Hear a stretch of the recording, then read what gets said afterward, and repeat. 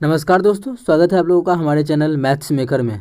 तो आज हम लोग मैथ्स के कुछ अति महत्वपूर्ण प्रश्न करने वाले हैं। सभी क्वेश्चन हमारा एसएससी और रेलवे में पूछा गया प्रश्न है। ये देख रहे होंगे आप लोग, ये भी हमारा रेलवे ग्रुप डी में पूछा गया प्रश्न है, ये भी हमारा एसएससी में पूछा गया प्रश्न है। तो जितना भी आज हम लोग क्वेश्चन करने वाले हैं सभी क्वेश्चन हमारा एसएससी और आरआरबी में पूछा गया प्रश्न है। ठीक है, सभी क्वेश्चन हमारा प्रीवियस ईयर क्वेश्चन है। तो आप लोग देख सकते हैं ये भी हमारा एसएससी सीएचएसएल में पूछा गया प्रश्न है। ये हमारा आरआरबी ग्रुप डी 2022 में ही पूछा गया प्रश्न है। ये हमारा देखिए रेलवे एनटीपीसी में पूछा गया प्रश्न है। ये क्वेश्चन हमारा देखिए रेलवे के जूनियर इंजीनियर के एग्जाम 2019 में पूछा गया प्रश्न है। तो सभी क्वेश्चन हमारा बहुत ही इंपॉर्टेंट है। सभी क्वेश्चन का आप लोग को हम शॉर्ट ट्रिक बताने वाले हैं। वीडियो के लास्ट तक बने रहिएगा। कहीं भी किसी प्रकार का कोई भी दिक्कत हो तो कमेंट करके पूछ सकते हैं। ये आपका अपना चैनल है मैथ्स मेकर। तो देखिएगा हमारा पहला क्वेश्चन क्या है, x-8 का क्यूब प्लस 2x प्लस 16 का क्यूब प्लस 2x माइनस 13 का क्यूब बराबर क्या है 3x minus 8 into 2x plus 16 into 2x minus 2x minus 13। तो x का क्या करना है, x का मान निकालना है ना। तो इसमें एक पैटर्न दिखा हम लोग को, जैसे ही ऐसा देखे क्वेश्चन तो एक पैटर्न दिखा। क्या देखिए, जो यहाँ चीज़ है वही चीज़ यहाँ भी है, जो यहाँ है वही चीज़ यहाँ भी है, और जो यहाँ पे था 2x माइनस 13 वही चीज़ यहाँ भी है। तो अगर मानिए इस चीज़ को हम ए मान लेते हैं बस समझने के लिए, और इसको बी और इसको सी, तो यही चीज़ हमारा ए है, ये बी है और ये सी है। तो यहाँ पे क्या दिया हुआ देखिए, ए माने हैं तो उसका क्यूब क्या हो जाएगा, ए क्यूब। तो यहाँ पे हमको दिया हुआ है a cube plus b cube plus c cube बराबर क्या होता है, बराबर हमारा 3abc होता है। और वही चीज़ देखिए दिया हुआ है ना, 3 इंटू ए इंटू बी इंटू सी, वही चीज़ दिया है। अच्छा, ये जो हम अभी लिखे हैं अगर abc मान लिए हैं तो ऐसा कब होता है, ऐसा a cube plus b cube plus c cube बराबर 3abc जो होता है कब होता है, ऐसा तभी होता है जब हमारा ए प्लस बी प्लस सी बराबर क्या होता है 0। ए प्लस बी प्लस सी का मान अगर 0 होता है तभी हमारा क्या होता है a cube plus b cube plus c cube बराबर 3abc। A cube plus b cube plus c cube बराबर 3abc, वही हमारा यहाँ पे दिया था a cube plus b cube plus c cube बराबर 3abc। इस क्वेश्चन में हमको निकालना क्या है, हमको जो निकालना है वो हमको x का मान ज्ञात करना है कि x का मान क्या होगा। ठीक है, x का मान निकालना। अब देखिए ए क्यूब ये था मेरा ए, तो अभी क्या करेंगे हम इस पर बैठा देंगे ए प्लस बी प्लस सी बराबर 0, क्योंकि आप लोग को दिख रहा होगा यहाँ पे a cube plus b cube plus c cube बराबर 3abc, वही चीज़ दिया हुआ है। तो हम लोग क्या करेंगे ए प्लस बी प्लस सी बराबर 0 पे बैठा के देखते हैं एक्स का मान निकलता है या नहीं निकलता है। नहीं निकलेगा तो दूसरा तरीका देखेंगे और निकल ही जाएगा।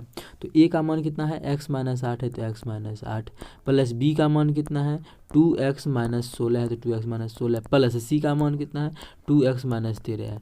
ए प्लस बी प्लस सी बराबर क्या होगा 0। अगर अभी सभी को जोड़ दे तो x और 2x 3x 2x कितना हो जाएगा 5x और सभी नंबर को अगर जोड़ते हैं तो कितना हो जाएगा 13 माइनस 13 और प्लस यहाँ पे 16 है। ठीक है, ये क्या है प्लस हमारा 16 है, तो माइनस 13 और प्लस 16 तो प्लस 3 हो जाएगा। अब प्लस 3 में माइनस 8 जोड़ देंगे तो क्या हो जाएगा, प्लस 3 में माइनस 8 अगर जोड़ेंगे तो माइनस 5 बचेगा। माइनस 5 बराबर क्या हो जाएगा 0। अब देखिए 5x बराबर क्या हो जाएगा, इधर माइनस 5 था बराबर उस पर जाएगा तो क्या हो जाएगा प्लस 5। यहाँ से कुछ कटेगा, 5 से हमारा 5 कट गया, तो x का मान कितना बच गया, x का जो मान आ गया 1 आ गया। और हम लोग से क्वेश्चन में पूछा क्या था कि x का मान क्या होगा, तो x का मान क्या हो जाएगा, ऑप्शन जो तीसरा है 1, और x का जो मान आएगा 1 आएगा। उम्मीद करते हैं दोस्तों समझ में आ गया होगा। अगर अच्छा लगता है क्वेश्चन समझ में आता है तो अपने सभी दोस्तों के साथ इस वीडियो को ज़्यादा से ज़्यादा शेयर करें।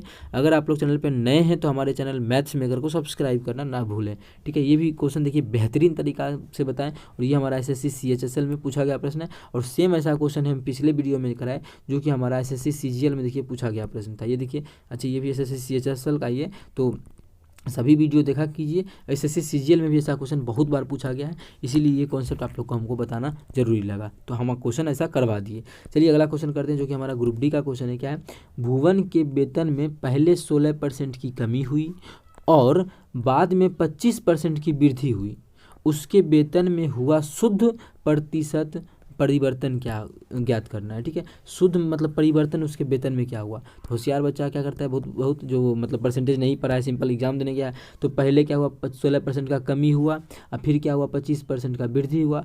मतलब क्या हुआ, पहले 16% का कमी फिर 25% का वृद्धि, मतलब टोटल मिला के 9% का क्या होगा वृद्धि हो गया। और ऑप्शन पहला ही वैसा 9% रहता है जो कि गलत हो जाता है। ठीक है, तो उस प्रकार से हम लोग नहीं बनाएंगे। हम लोग कैसे बनाएंगे इसका पहले समझेंगे बेसिक, आखिर क्वेश्चन कह क्या रहा है। ठीक है। मानिए भुवन का वेतन पहले 16% बढ़ा, तो पहले था कितना, एक्स वाई मान के नहीं बनाएंगे। ठीक है, तो पहले हम लोग कितना था उसको मान लेते हैं। पहले कितना था, तो हम लोग मान लेते हैं कि भुवन का जो वेतन था पहले था 100%। कितना था, पहले 100% था। ठीक है, पहले इसको थोड़ा सा और छोटा कर लेते हैं और इसको हम लोग क्या करते हैं, यहाँ पे टिका लेते हैं। भुवन का जो वेतन था पहले कितना था, 100% था। फिर क्या हुआ, उसके वेतन में 16% का कमी की गई। अब पहले उसका वेतन कितना था, 100% था, और उसके वेतन में क्या हुआ, 16% का कमी किया गया। जब कमी किया गया तो अब उसका वेतन कितना हो गया, घट के 84% हो गया होगा। ठीक है, अब जो वेतन उसका हो गया है घटने के बाद 84%, कितना घटा है, -16% की है। ठीक है, -16%, 16 क्यों घटा, क्योंकि 100 का जो 16% होता है वो हमारा 16 ही होता है, इसीलिए डायरेक्ट 16 आया ना, इसलिए डायरेक्ट क्या कि 100 में 16 घटा के 84 लिख दिए। अब हम लोग कैलकुलेशन करके दिखाएंगे, यहाँ पे तो नहीं दिखाना, जरूरी भी नहीं था दिखाना। ठीक है, और एग्जाम में तो ऑप्शन टिक करना रहता है, किसी को दिखाना मने मन भी कर सकते हैं। अब क्या बोला है कि और फिर बाद में 25% का वृद्धि किया गया, जितना अब उसका वेतन हो गया है उसमें अब उसका वृद्धि करेगा, क्योंकि वेतन जितना रहता है उसी में 25, पहले जितना 100 वेतन था तब उसमें उसमें उस समय उसमें 16% का कमी किए। अब उसका वेतन 84% है, तो इसमें क्या करेंगे, अब इसमें 25% का कमी करेंगे। तो इसका 25% कितना होगा वो देख लेते हैं। तो 84 का 25/100, 25%, यहाँ से काटेंगे तो 25 चौके 100, 4 से काटेंगे 4 दूना 8, 21, कितना जगह 21। तो अब कितना वृद्धि कर रहे हैं ना, तो अब क्या करेंगे, 25% का वृद्धि करेंगे 84 में। तो 84 का जो 25% आया हमारा 21 आया, तो 84 में 21 जोड़ देंगे तो कितना हो जाएगा, 4 1 5 8 2 10, कितना आ गया, 105। अब जो उसका वेतन हो गया वो हमारा कितना हो गया, 105%। तो पूछा है कि शुद्ध वृद्धि या शुद्ध कमी कितना हुआ, तो पहले जो वेतन था उसका 100% था, कितना था, 100% था। अब उसका वेतन कितना हो गया, 105%, कितना हो गया, 105%। तो वेतन में कितने का वृद्धि हुआ, तो वेतन में हम लोग देख पा रहे हैं 5% का वृद्धि हुआ। कितने परसेंट का वृद्धि हुआ, 5% का वृद्धि हुआ। तो क्वेश्चन में यही पूछा था कि वेतन में वृद्धि होगा कि कमी होगा, शुद्ध उसका वृद्धि और कमी रूप बताना है। तो वेतन में जो होगा वो 5% का क्या होगा, वृद्धि होगा, जो कि हमारा किस ऑप्शन में है, 5% का वृद्धि हमारा ऑप्शन सी में है। तो ऑप्शन सी हमारा बिल्कुल करेक्ट आंसर हो जाएगा। कौन सा ऑप्शन, ऑप्शन सी।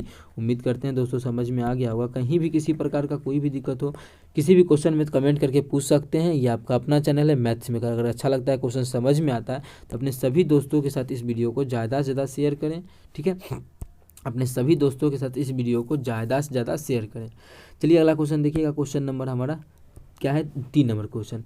पहली 25 विषम संख्याओं का योगफल ज्ञात कीजिए। ठीक है, इसका भी आप लोग को हम ट्रिक भी बताते हैं और बेसिक पे भी अगर कहिएगा तो हम बता देंगे। क्या बोला है क्वेश्चन में कि पहली 25 विषम संख्याओं का क्या करना है, पहली 25 विषम संख्याओं का योगफल निकालना है। पहली 25 विषम संख्याओं का योगफल, पहली बोला है ना, पहली मतलब स्टार्टिंग से, मतलब विषम संख्या हमारा 1 से स्टार्ट होता है, तो 1 3 5 यहाँ से बढ़ते बढ़ते 25 गो नंबर है। कहाँ तक, 25 तक नहीं, 25 गो नंबर है। ठीक है, 25 को बढ़ते बढ़ते 25 नंबर है, तो टोटल इसका योगफल निकालना है। जब भी बोले इस प्रकार के क्वेश्चन में योगफल निकालने के लिए ठीक है, तो जितना का योगफल बोले उसका स्क्वायर कर देते हैं। लेकिन शुरू से होना चाहिए, पहली होना चाहिए, शुरू से स्टार्टिंग से होना चाहिए। ठीक है, पहली 25 विषम संख्या, पहली 10 विषम संख्या। जैसे देखिए, मानिए पहली 2 विषम संख्या लेते हैं, तो 1 और 2।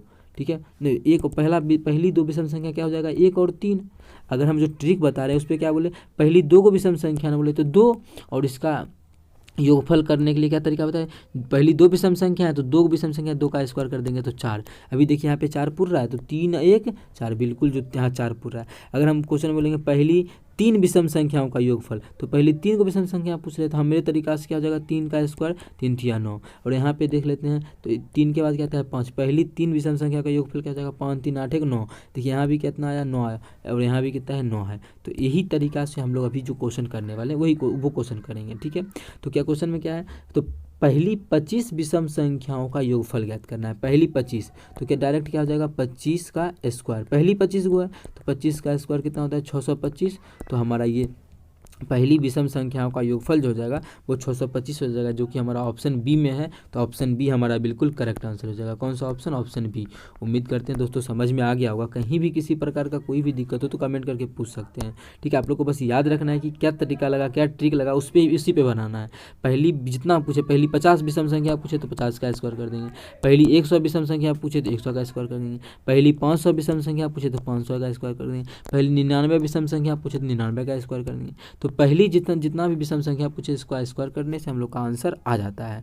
ठीक है, इसका क्या तरीका है, आप लोग अगर एपी पढ़े होंगे क्लास 10th में एपी, ठीक है, उससे आप लोग इसका बेसिक निकाल सकते हैं। ठीक है, वहाँ का क्या फॉर्मूला कहाँ से आया, जो जो चीज़ जानना है वो सब चीज़ जान सकते हैं वहाँ से।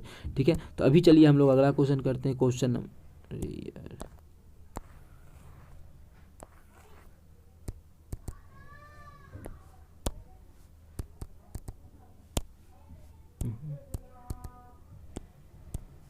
ठीक है, अगला क्वेश्चन देखिएगा हमारा।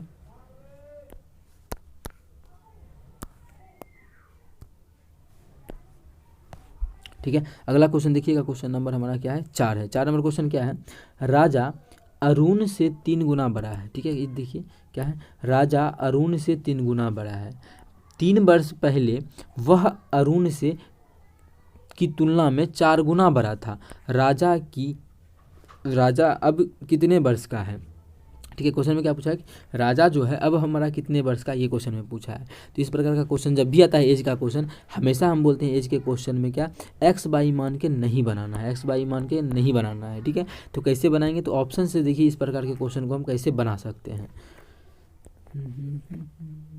क्या बोला है क्वेश्चन में, तो जो देखिए क्वेश्चन में पूछा क्या है, राजा अब कितने वर्ष का है। तो जो भी ऑप्शन इस चारों में से है यही मेरा राजा का उम्र है। पूछा है राजा कितने वर्ष का है, तो यही चारों में से कोई एक मेरा क्या होगा, आंसर होगा। तो हम लोग बारी बारी से सभी ऑप्शन को मान लेते हैं। अगर मान लेते हैं क्या है, राजा 4 वर्ष का है, राजा क्या है 6 वर्ष का है, मानिए ये क्या है राजा है और ये अरुण है।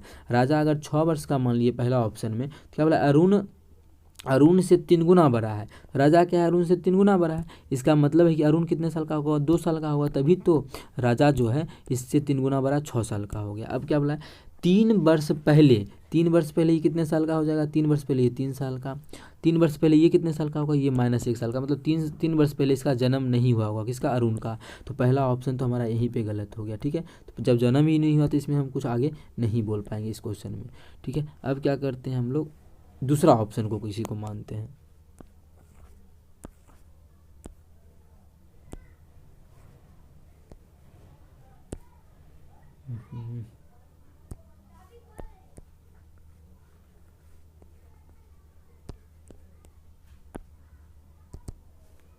ठीक है, अब मान लीजिए हम दूसरा 15 मान लेते हैं। तो अगर ये 15 साल का है तो अरुण कितने साल का हुआ, क्वेश्चन में क्या बोला है, ये राजा जो है अरुण से 3 गुना बड़ा है, तो मतलब ये 5 साल का हुआ, तभी तो इसका ये क्या है 3 गुना है। क्वेश्चन में ही बोला है 3 गुना है, तो इसलिए 3 गुना हम 3 से भाग करते हैं, क्योंकि राजा 3 गुना है तो अरुण का निकालने के लिए 3 से भाग ही करना पड़ेगा। ठीक है, वह अरुण की तुलना में 4 गुना, 3 वर्ष पहले, तो 3 वर्ष पहले ये कितने साल का होगा, 3 वर्ष पहले ये 12 साल का होगा, और 3 वर्ष पहले ये कितने साल का होगा, 3 वर्ष पहले जो हमारा होगा ये 2 वर्ष का होगा। ठीक है, 3 वर्ष पहले जो बोला है वह अरुण की तुलना में 4 गुना बड़ा था, अरुण से 4 गुना बड़ा था, तो अरुण कितना है 2 साल का 3 वर्ष पहले, और राजा कितने वर्ष का है 12 साल का, मतलब कितना गुना बढ़ा रहा है, 6 गुना बढ़ा रहा है। और क्वेश्चन में क्या बोला है कि 4 गुना बड़ा होना चाहिए, मतलब ये भी मेरा ऑप्शन क्या हुआ, ये भी मेरा ऑप्शन जो अभी हम लोग बी माने हैं, हम लोग का बी ऑप्शन भी क्या हो गया, गलत हो गया। कौन सा ऑप्शन, बी ऑप्शन भी। जब बी ऑप्शन भी गलत हो गया तो अब हम लोग क्या करेंगे, अब हम लोग चलेंगे अगला ऑप्शन कौन सा, 27 वाला पे। तो ये मेरा राजा है, ये अरुण है। अगर राजा 27 साल का है, अगर राजा कितने साल का है, 27 साल का है, तो अरुण कितने साल का होगा, राजा क्या है 27 साल का है। ठीक है, और अरुण से 3 गुना बड़ा है, मतलब अरुण 9 साल का होगा। और क्वेश्चन बोला है अब से 3 वर्ष पहले कितने साल का होगा, 24 साल का, और अब से ये 3 वर्ष पहले कितना साल का होगा, 6 साल का। बोला है 3 वर्ष पहले अरुण जो है, अरुण से 3 गुना बड़ा है, 4 गुना बड़ा है कौन, राजा। देखिए क्वेश्चन में ही बोला है कि अरुण की तुलना में 4 गुना बड़ा था, कौन, वह अरुण की तुलना में 4 गुना बड़ा था 3 वर्ष पहले। तो 3 वर्ष पहले की तो ये 6 साल का आ गया, और राजा कितने साल का आ गया, 4 साल का। तो 4 गुना बड़ा है क्या, तो 4 गुना बड़ा है, तो आप लोग देख सकते हैं 4 गुना बड़ा है। 4 गुना बड़ा किस ऑप्शन को मानने से आया, तो 27 वर्ष को मानने से आया। तो क्वेश्चन में पूछा था कि राजा का उम्र कितना हो जाएगा, तो राजा का उम्र अगर 27 साल माने तो मेरा जो भी ऑप्शन था देखिए सेटिस्फाई कर गया, मतलब तो राजा का उम्र कितना हो जाएगा, 27 साल हो जाएगा। ठीक है, और उसके अलावा जो भी ऑप्शन माने थे वो हमारा सारा गलत हो गया था। 2 ऑप्शन तो चेक कर ही लिए थे, तेसर में ही आंसर आ गया।